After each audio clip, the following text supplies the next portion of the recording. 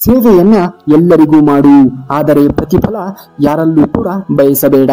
ಏಕೆಂದರೆ ಪ್ರತಿಫಲ ನೀಡುವನು ಆ ಭಗವಂತನೇ ಹೊರತು ಮನುಷ್ಯನಲ್ಲ. ಜನಿಸಿದಾಗ ಎತ್ತಿಕೊಳ್ಳಬೇಕು, ನಿನ್ನ ಮರಣ ಹೊಂದಿದಾಗಲೂ ಕೂಡ ಎತ್ತಿಕೋಬೇಕು. ನಿನ್ನ ಮಧ್ಯೆ ಸ್ವಲ್ಪ ನಡೆಯುತ್ತೀಯಾ ಎನ್ನುವ ಕಾರಣಕ್ಕೆ ಅಹಂಕಾರವೇಕೆ ಮಾನವ? ಒಳ್ಳೆಯವರ ಶಾಪ ಒಳ್ಳೆಯದಲ್ಲ. ಎಚ್ಚರಿಕೆ, ಕೆಟ್ಟವರು ಕೆಟ್ಟದ್ದನ್ನ ಮಾಡೋಕೆ ಶುರು ಮಾಡಿದರೆ ಕೆಟ್ಟದಾಗಬಹುದು ಅಷ್ಟೇ. ಆದರೆ ಒಳ್ಳೆಯವರು ಕೆಟ್ಟದ್ದನ್ನ ಮಾಡೋಕೆ ಶುರು ಮಾಡಿದರೆ ಅದು ಭಯಾನಕವಾಗಿರುತ್ತದೆ. ಒಳ್ಳೆಯವರಿಗೆ ಆದ ಮೋಸಕ್ಕೆ ಭಗವಂತನೇ ಉತ್ತರವನ್ನ ಕೊಡುತ್ತಾನೆ. ಅದನ್ನ ಕಾದು ನೋಡಿ. ಒಳ್ಳೆಯವರು ಯಾವತ್ತಿಗೂ ಕೂಡ ಸೋಲಲ್ಲ, ಕೆಟ್ಟವರು ಯಾವತ್ತಿಗೂ ಕೂಡ ಉದ್ಧಾರ ಆಗಲ್ಲ. ನಮ್ಮವರೇ ಎಂದು ನಮ್ಮ ಜೊತೆಗಿದ್ದು ಮೋಸ ಮಾಡುವ ಕೆಟ್ಟ ಜನರ ನಡುವೆ ನಾವು ಅತಿಯಾಗಿ ನಂಬಬೇಕಾಗಿರುವುದು ಆ ಭಗವಂತನನ್ನೇ ಮಾತ್ರ. ಏಕೆಂದರೆ ನಮ್ಮನ್ನ ಪರೀಕ್ಷೆ ಮಾಡುವನು ಕೂಡ ಅವನೇ, ನಂತರ ಕಾಯುವನು ಕೂಡ ಅವನೇ. ಈ ಜಗತ್ತಿನಲ್ಲಿ ಕೆಟ್ಟ ಜನಗಳ ಮುಖವಾಡವನ್ನ ತೋರಿಸುವನು ಕೂಡ ಅವನೇ ಆಗಿರುತ್ತಾನೆ. ಹಣದಿಂದ ಜಗತ್ತಿನಲ್ಲಿ ಎಲ್ಲಿ ಬೇಕಾದರೂ ಕೂಡ ಭೂಮಿಯನ್ನ ಖರೀದಿಸಬಹುದು, ಆದರೆ ಮತ್ತೊಬ್ಬರ ಹೃದಯದಲ್ಲಿ ಕೊಂಚ ಜಾಗವನ್ನ ಖರೀದಿಸಲು ಸಾಧ್ಯವಿಲ್ಲ. ಅದು ಕೇವಲ ಒಳ್ಳೆಯ ಗುಣ, ಪ್ರೀತಿಯಿಂದ ಮಾತ್ರ ಸಾಧ್ಯ. ಒಣಗಿರುವಂತಹ ಹೂವನ್ನ ನೋಡಿ ಅರಳಿರುವಂತಹ ಹೂವು ನಗಬಹುದು, ಆದರೆ ಅದು ಶಾಶ್ವತವಲ್ಲ. ಅದಕ್ಕೂ ಕೂಡ ಬಾಡುವ ಸಮಯ ಬಂದೇ ಬರುತ್ತದೆ. ಅಹಂಕಾರದ ನಗು ತಾತ್ಕಾಲಿಕವಷ್ಟೇ. ಮರದ ಕೆಳಗೆ ಹಾಕಿದಂತಹ ನೀರು ಮರದ ತುದಿಯಲ್ಲಿರುವ ಎಲೆಗಳಿಗೆ ಹೇಗೆ ತಲುಪುತ್ತದೆಯೋ ಹಾಗೆ ಪ್ರೀತಿ ಪೂರ್ವಕವಾಗಿ ಮಾಡಿದಂತಹ ಎಲ್ಲ ಕೆಲಸಗಳು ಭಗವಂತನಿಗೆ ತಲುಪುತ್ತದೆ. ಭಯ ಪಡಬೇಡಿ, ಕಷ್ಟಗಳು ನನ್ನನ್ನ ಮುಳುಗಿಸುತ್ತಿದೆ, ನನ್ನ ಜೀವನವೇ ಮುಗಿಯಿತು, ನನ್ನ ಹಣೆ ಬರಹ ಸರಿಯಿಲ್ಲ, ಪದೇ ಪದೇ ಎಲ್ಲ ಕಷ್ಟಗಳು ನನಗೆ ಏಕೆ ಬರುತ್ತಿದೆ ಎಂದು ಕಣ್ಣೀರು ಹಾಕಬೇಡಿ. ಒಳ್ಳೆಯ ಸಮಯ ಬರುವಾಗ ಆ ದೇವರು ಕೂಡ ಹೆಚ್ಚು ಕಷ್ಟವನ್ನ ಕೊಡುತ್ತಾನೆ. ದೇವರಿದ್ದಾನೆ ಎಂಬ ನಂಬಿಕೆಯಿಂದ ನಿಮ್ಮ ಎಲ್ಲ ನೋವನ್ನ ನುಂಗಿ. ಸ್ವರ್ಗದಲ್ಲಿ ಎಲ್ಲವೂ ಇದೆ, ಆದರೆ ಸಾವಿಲ್ಲ.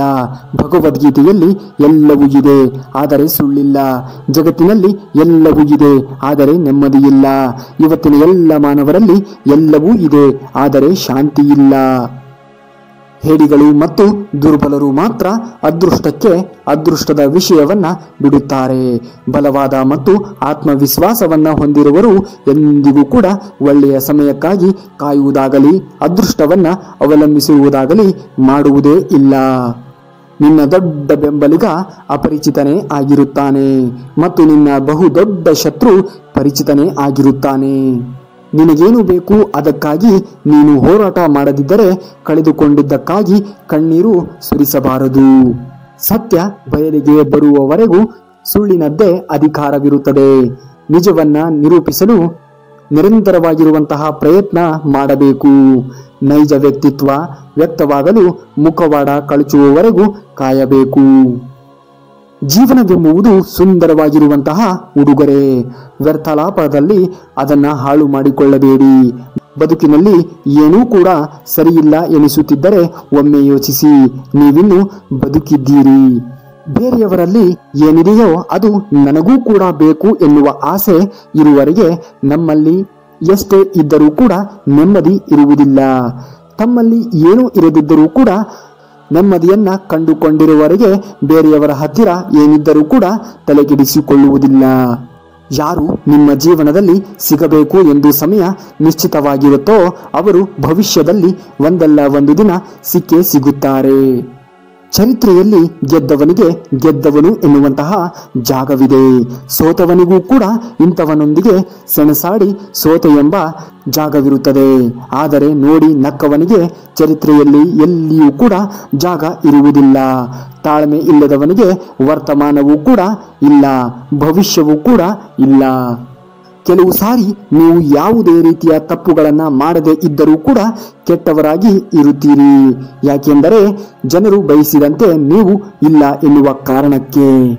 ನಿಮ್ಮನ್ನ ಕುರಿತು ನಿಮ್ಮನ್ನ ಅವಮಾನ ಮಾಡುತ್ತಾ ಬೆನ್ನ ಹಿಂದೆ ಮಾತನಾಡುವ ವ್ಯಕ್ತಿಗಳಿಗೆ ನೀವು ಎಂದಿಗೂ ಕೂಡ ತಲೆ ಕೆಡಿಸಿಕೊಳ್ಳಬೇಕಾಗಿಲ್ಲ. ಸಮಯಕ್ಕೆ ಅವಕಾಶ ಕೊಡಿ. ಹೇಗೆ ನರಕವನ್ನ ಅನುಭವಿಸುತ್ತಾರೆಂದು ಕಾದು ನೋಡಿ. ಯಾಕೆಂದರೆ ಕರ್ಮವು ಅವನನ್ನ ಸುಡಲು ಪ್ರಾರಂಭಿಸುತ್ತದೆ ಮತ್ತು ಕರ್ಮವೇ ಅವನಿಗೆ ತಕ್ಕ ರೀತಿಯ ಪಾಠವನ್ನ ಕಲಿಸುತ್ತದೆ. ಕಾಯುವಂತಹ ತಾಳ್ಮೆಯನ್ನ ಬೆಳೆಸಿಕೊಳ್ಳಿ ಅಷ್ಟೇ. ಮಾಡಿದಂತಹ ಪಾಪಕ್ಕೆ, ಮಾಡಿದ ದ್ರೋಹಕ್ಕೆ ಮುಂದೊಂದು ದಿನ ನರಳಿ ಕೊರಗಬೇಕು. ಹೇಗೆ ಬೆಂಕಿಯ ಬಲೆಯಲ್ಲಿ ಬಿದ್ದವರು ನರಳಾಡುತ್ತಾರೆಯೋ ಹಾಗೆ ಪಾಪಿಗಳು ಅನ್ಯಾಯವಾಗಿ ಮಾಡಿದಂತಹ ಮೋಸಕ್ಕೆ ನರಳಾಟವನ್ನೇ ಅನುಭವಿಸಬೇಕಾಗುತ್ತದೆ. ಇದೇ ರೀತಿಯಾಗಿರುವಂತಹ ಶ್ರೀಕೃಷ್ಣನ ಇನ್ನಷ್ಟು ಮಾಹಿತಿಗಳಿಗಾಗಿ ನಮ್ಮ ಚಾನೆಲ್ನ ಸಬ್ಸ್ಕ್ರೈಬ್ ಮಾಡ್ಕೊಳ್ಳಿ ಅಂತೇಳಿ ಹೇಳ್ತಾ ಮುಂದಿನ ವಿಡಿಯೋದಲ್ಲಿ ಸಿಗುವವರೆಗೂ ಧನ್ಯವಾದ. ಕರುನಾಡಿಗೆ.